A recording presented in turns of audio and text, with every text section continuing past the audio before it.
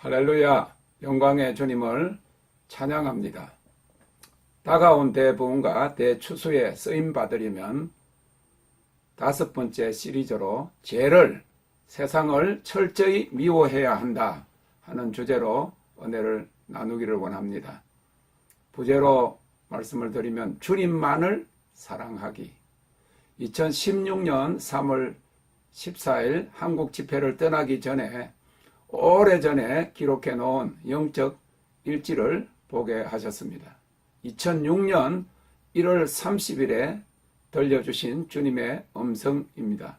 내 안에 세상을 사랑하는 것이 있으면 하나님을 사랑하는 것이 아니다. 세상을 미워하고 죄를 미워할 때 하나님의 사랑이 그 속에 있는 것이다. 아무리 늦더라도 완전히 죄를 미워하고 세상을 미워하며 나를 사랑할 때만이 너를 쓸 것이다. 그때에야 열매가 있을 것이다. 말씀하셨습니다. 요한일서 2장 15절이 이를 말하고 있습니다. 이 세상이나 세상에 있는 것들을 사랑치 말라. 누구든지 세상을 사랑하면 아버지의 사랑이 그 속에 있지 아니하니. 불세례가 임해서 몇 달 동안 온몸을 하나님의 불이 태우고 있을 그 당시에 비슷한 말씀이 주어졌습니다. 신발을 벗고 앉아라. 비밀한 장소를 준비해 놓았다. 사역 안 하는 것 미안한 마음을 가지지 말라. 지금은 나의 무릎에 앉아서 안식하는 때다. 2006년 1월 28일입니다. 2006년 2월 7일에 성경에 있는 말씀을 주셨는데 악은 모든 모양이라도 떠나라 하셨습니다. 물론 데살로니가 전서 5장 22절은 악은 모든 모양이라도 버리라 라고 되어 있습니다. 그러나 주님의 들리는 음성은 때로 기록된 말씀을 기본으로 좀 더 구체적이고도 개인적으로 주어질 경우도 있음을 여러 번 경험했습니다. 버리는 것을 넘어서서 악의 모든 모양이라도 떠나라 그렇게 말씀하셨습니다. 일반적인 소명, 제너럴 콜링이 있고 허락된 소명, 퍼미시브 콜링이 있는데 이 같은 건데 이때는 그럭저럭 양다리 걸치고도 사역을 합니다. 성소에서 사역하는 제사장들입니다. 30대 중반 한국에서 사역을 할 때 필리핀 오지에 있는 섬의 원주민들에게 가서 사역하는 한 선교사님의 보고를 통역한 적이 있습니다.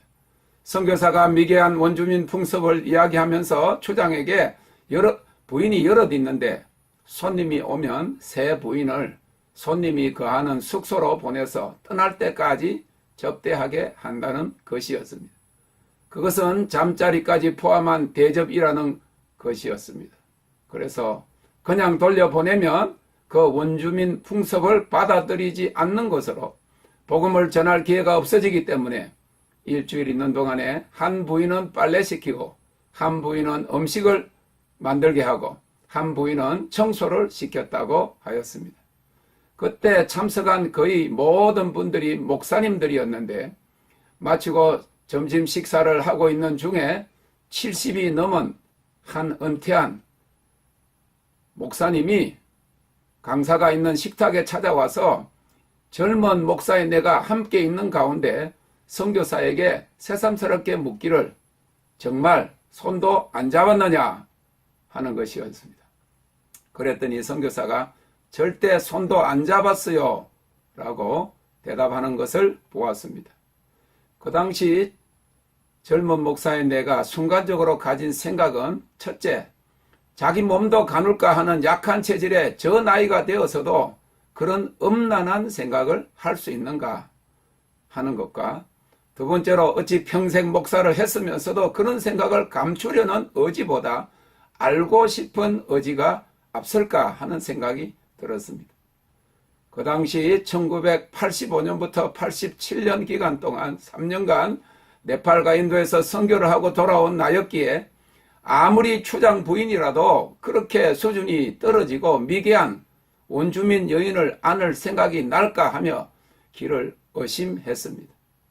30년이 지나서 60대 이제 중반에 들어선 지금 생각하니까 자신의 생각을 다스리지 않으면 70이 아니라 80이라도 그런 생각을 충분히 할 수 있다고 이해하게 되었습니다. 나이만 아니라 목사라도 성령의 생각에 사로잡히지 않고 자기 생각을 그대로 따라가면 겉으로는 경건하고 거룩한 채 할 수 있어도 안으로는 온갖 추한 정욕에 사로잡힐 수 있다고 하는 것을 보여주는 것입니다. 그래서 요한일서 2장 16절 17절은 이는 세상에 있는 모든 것이 육신의 정욕과 안목의 정욕과 이생의 자랑이니 다 아버지께로 쫓아온 것이 아니요 세상으로 쫓아온 것이라. 이 세상도 그 정욕도 지나가되 오직 하나님의 뜻을 행하는 이는 영원히 그하느니라고 하였습니다.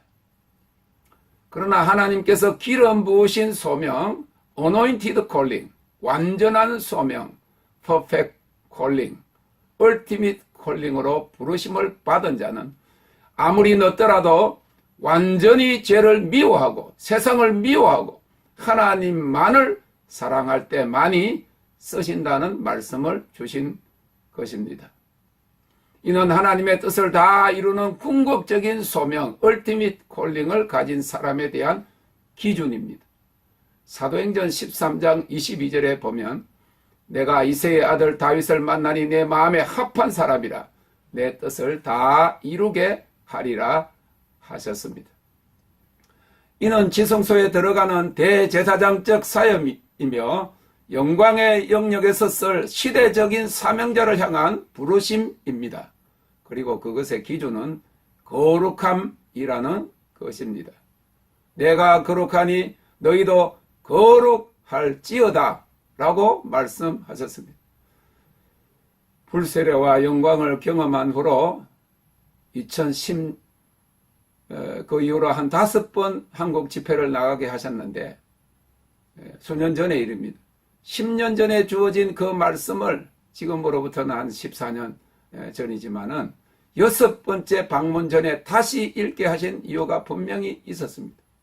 그때는 그 말의 심각성을 제대로 알지 못한 상태였으나 10년이 넘는 세월을 통해서 죄에 대한 자각과 하나님과의 친밀함에 대해서 경험적으로 더욱 예민해진 것뿐만이 아니라 이제 시대적으로 기름 부으심의 영역에서 영광의 영역으로의 전환의 때가 되었기 때문입니다. 앞서 쓴 글에 제가 한번 언급한 적이 있지만은 한 번은 한국 집회 때 2016년인데 2달 만에 한 번씩 집회를 나가면서 3번째 집회 장소에 둘째 날 저녁 찬양을 하고 있는 중에 품격 있는 유럽의 오페라 극장의 무대에서 하단에 여러 겹으로 너울진 아주 고급스러운 실크 그 막이 거의 다 내려오는 것을 환상으로 보여주셨습니다. 교회를 들어올 때 옆벽에 걸려있는 기름 부으심의 역사라고 하는 배너를 보았는데 이제 그 교회만 아니라 한국 교회 안에 있었던 그동안의 기름 부으심의 영역의 막이 끝나고 이제 영광의 막이 오를 때가 된 것을 보여주신 것입니다. 설교를 마치고 그것을 선포하였을 때 기름 부으심의 영역에서 나타나는 은사와는 또 다른 하나님의 보좌와 영광의 영역에서 풀어지는 영광의 나타남과 기적을 볼 수 있었습니다.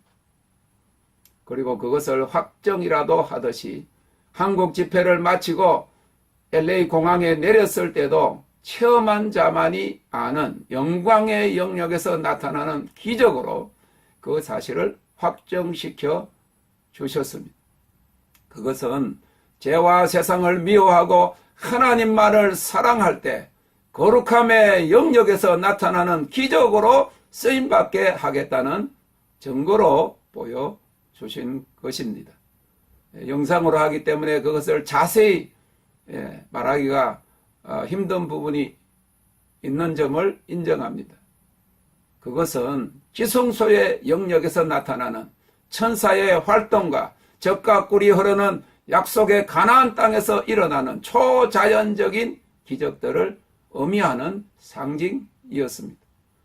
그리고 그것은 먼저 사역자인 나에게 알려주신 것인데, 앞으로 그러한 것들을 모든 사람들에게 알리고 적용할 때 그러한 영역에서 같은 역사들이 나타날 것을 미리 보여주신 것입니다. 이 모두는 거룩함에 대한 것입니다. 지성소 안의 사역을 말하는 것이고 대제사장적 사역이고, 기름 부으심의 사역자의 영역에서 영광의 영역의 사역자로 나아가는 것입니다. 성소에서 사역하는 제사장보다 지성소에서 사역하는 대제사장은 죄가 없어야 합니다. 영광의 법궤가 있는 비밀한 장막 지성소에는 죄 있는 채로 들어가면 죽습니다.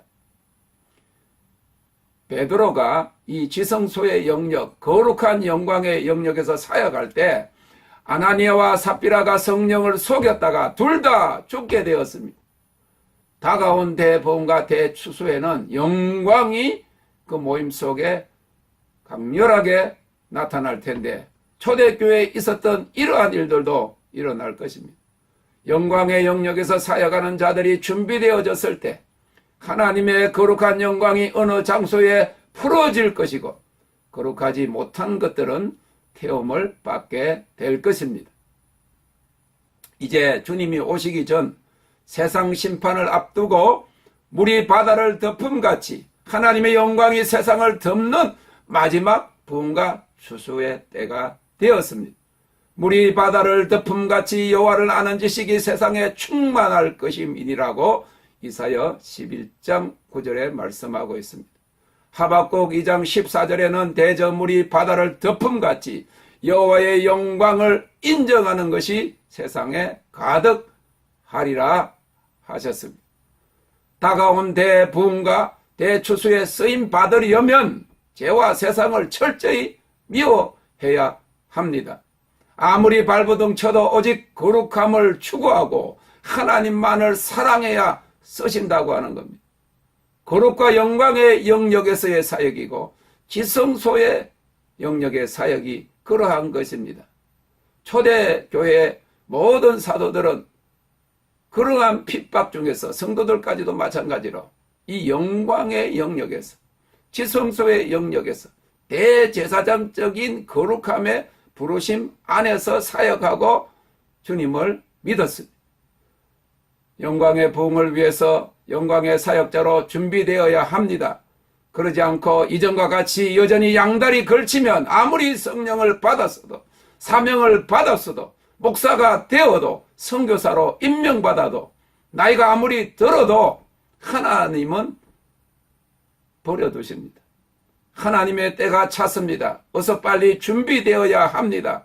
그러지 않으면 마지막 부흥과 영광의 기차가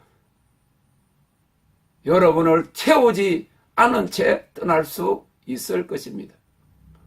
대제사장 여호수아라도 더러운 옷을 입고 있을 때 사탄이 스가랴서 3장 1절에 보면 대적했습니다. 지금은 세상을 향한 하나님의 대제사장으로서 아름다운 옷과 정한 관을 써야 쓰임을 받은 마지막 때입니다. 그래야 평안한 추수를 얻을 것이며 열매를 얻을 것이며 누리게 할 것이라고 스가랴서 8장 12절에 말씀하고 있습니다. 이 마지막 대부흥과 대추수의 때는 하나님 자신이 일하시는 때입니다. 그렇기 때문에 하나님이 쓰시는 그릇으로 준비되는 것이 중요하지, 내가 어떻게 주님을 위해서 일하겠다, 그게 우선이 아닙니다. 하나님이 우리를 사용하여 하나님 자신이 일하는 역사를 위해서 우리가 죄를 미워해야 합니다. 세상을 철저히 미워하고 주님과 동행해야 합니다. 그 하나님은 거룩한 분이십니다. 요한일서 1장 5절에 내가 거룩하니 너희도, 레위기 11장 45절에 내가 거룩하니 너희도 거룩할지어다 라고 하셨습니다. 요한일서 1장 5절에 하나님은 빛이시라 그에게는 어두움이 조금도 없으시니라 말씀하셨습니다. 하나님을 체험하고 하나님의 영광의 영역에 삼킴을 받고 있는 동안에 그전에도 알고 있던 성경이었지만은 요한일서 1장 5절이 얼마나 저에게 가깝게 참 새삼스럽게 다가왔는지 모릅니다. 하나님은 빛이십니다. 그에게는 그림자가 없으시다 그랬어요. 어두움도 조금도 없으신 분이십니다. 그 하나님이 우리를 사용하시려고 하면 신분적인 거룩함에서 말로만 목회자요, 말로만 성도요, 왕같은 제사장이요 하는 그런 신분적인 거룩함으로는 적합치 못합니다. 행위적인 거룩함으로 준비되어 있어야 합니다. 하나님과 동력하기 위해서는 육신의 정욕, 안목의 정욕, 이생의 자랑에 속한 육신의 법인 죄와 세상을 철저히 미워하고 거룩하신 하나님과 연합하여서 그의 음성을 들음으로 그의 뜻을 알고 그가 사용하시도록 준비되어 있어야 한다는 말입니다. 그리고 오직 주님만을 사랑하는 법을 배워야 합니다. 스가랴서 14장 5절의 말씀입니다. 나의 하나님 여호와께서 임하실 것이요 모든 거룩한 자가 주와 함께 하리라 하는 약속의 성취가 있을 것입니다. 아멘. 땡큐.